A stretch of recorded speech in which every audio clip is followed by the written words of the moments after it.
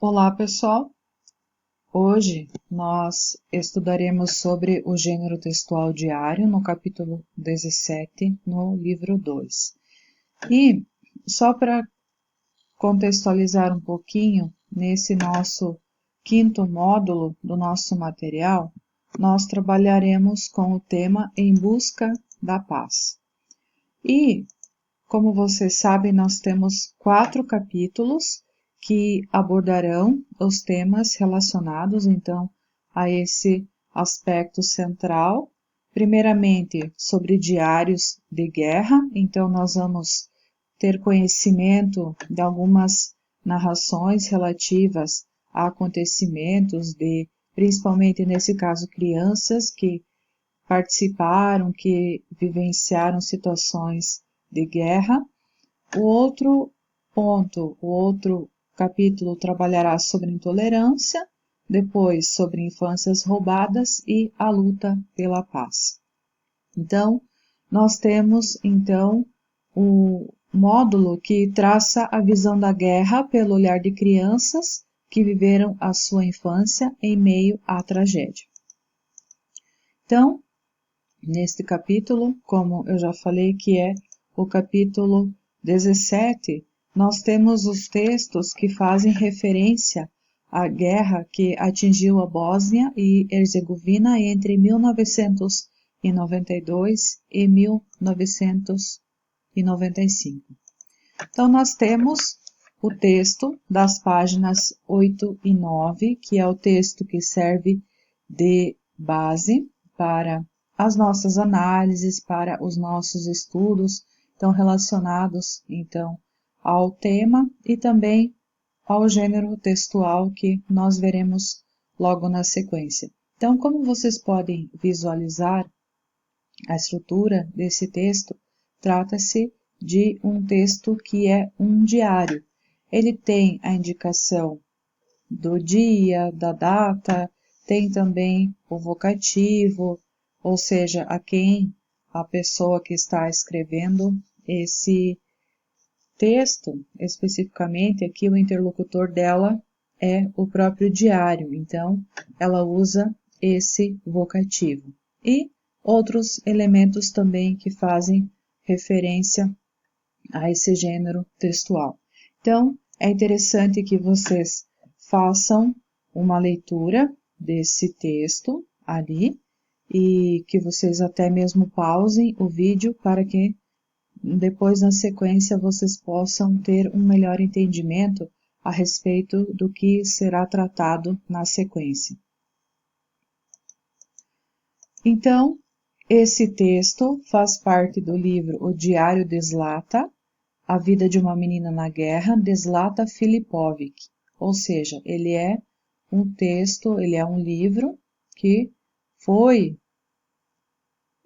organizado, né? Ele foi publicado, então, e ele é o diário, ou seja, aquilo que a Zlata escreveu durante a guerra. Ela narra, então, as vivências dela durante esse período. Na época, ela tinha 11 anos e manteve um diário durante o período de guerra. Então, tudo aquilo que ela registrou foi o que ela vivenciou juntamente com os familiares dela. Na sequência, nós temos o texto da página 13, que diz assim: segunda-feira, 30 de março de 1992. Olhe só meu diário. Sabe o que eu pensei? Anne Frank, bem que batizou o diário dela de Kitty. Por que eu não daria um nome a você? Vejamos. Asfaltina, Cefica, Cevala, Pizzameta, Kikimeta, Mimi ou então algum outro? Procuro. Já escolhi. Você vai se chamar Mimi. Vamos lá. Então, nós temos aqui um trecho em que a Zlata Filipovic, ela narra como é que ela vai nomear o diário dela. Então, é especificamente o fragmento, é o trecho do texto, do diário dela, em que ela conta como é que ela escolheu, como é que ela resolveu dar um nome e por que ela resolveu dar um nome para o diário dela de Mimi. Embaixo também, inclusive, tem algumas explicações a respeito dos nomes que ela acabou, então, ali verificando que foram possibilidade para nomear o diário dela. Então, é um fragmento do livro que foi escrito por Zlata, em que ela decide dar um nome ao seu diário. E, assim como qualquer outro gênero de texto, o diário também tem as suas características, as suas particularidades, e aqui nós poderíamos também dizer que trata-se de um diário pessoal. E quando alguém se propõe a produzir, a escrever um diário, ela tem por objetivo anotar os fatos que são mais marcantes do cotidiano e da vida pessoal. Podem ser momentos, podem ser situações, ideias, causos, segredos, enfim, tudo aquilo que a pessoa está sentindo, aquilo que ela vivencia, pode tanto ser algo que acontece com as pessoas também ao redor dela, enfim, o que acontece no mundo, ou também relacionado a ela, né? O que ela sente, o que ela vive, enfim, esses aspectos que são comuns para se colocar, para se registrar num diário. Eles também refletem alegria, tristeza, incerteza, preocupação, ou seja, uma mistura de sentimentos.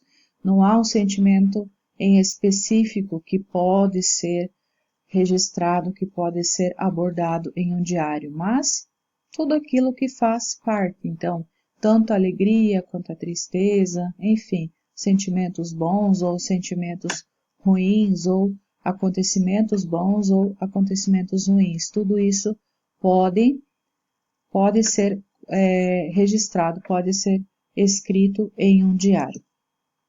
Muitas pessoas encontram nos diários uma forma segura de expor os seus pensamentos, as suas confissões e emoções, o que faz com que um diário acaba sendo um confidente, ou seja, em alguma situação, ou ela está em um momento, ou ela passa por talvez preocupações e ela não tem com quem conversar.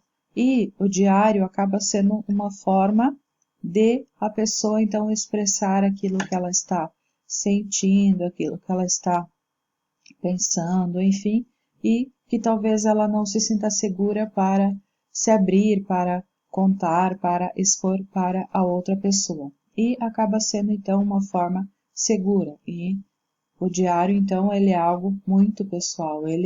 Geralmente, ele não é escrito para que outra pessoa tenha acesso, para que outra pessoa faça a leitura, mas somente é uma forma de expor pensamentos, de expor emoções, enfim, os sentimentos que a pessoa está tendo e que ela não tem a segurança ou não gostaria de contar para confessar para outra pessoa.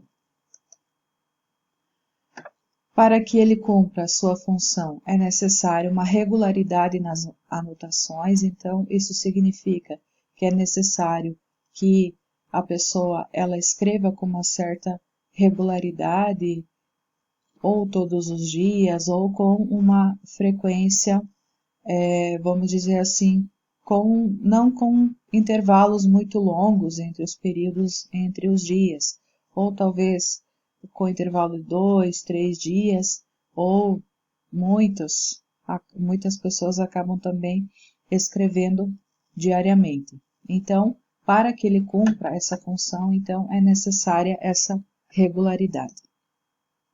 Tem também pessoas que gostam de ilustrar, de colar fotografias, ou seja, de guardar, de deixar registrados outros aspectos que ela ou recebe, ou alguma fotografia que ela tirou de alguma situação, de algo que ela goste ou que ela acha marcante e acha importante que seja guardado. As anotações, quando se trata desse gênero, elas são sempre iniciadas pela data e pelo local onde o autor se encontra.